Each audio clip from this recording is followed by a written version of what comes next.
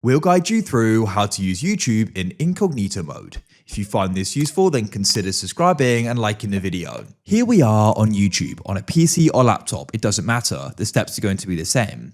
And so what you want to do is go and use it in incognito. Perhaps you want to go and watch some videos and you then don't want that search history to be saved for whatever reason. We're going to guide you through this.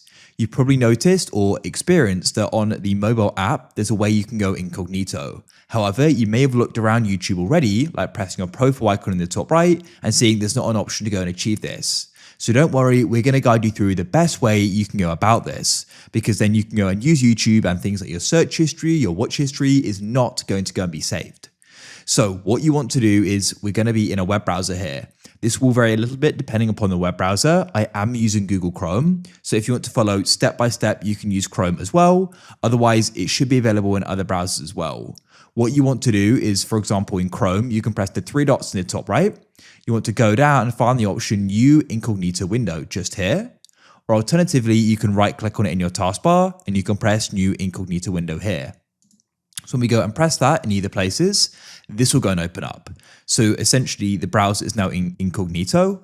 And then what we could do is come to YouTube. So we need to come to youtube.com and we're now using YouTube in incognito. That's how it can be done. You can go and set the browser to it and then we're using YouTube in incognito. So our search and watch history is not going to be saved and that's it. If you found this useful, then consider subscribing and liking the video. I look forward to help you again in the future with more useful how-tos like this. We post them every single day.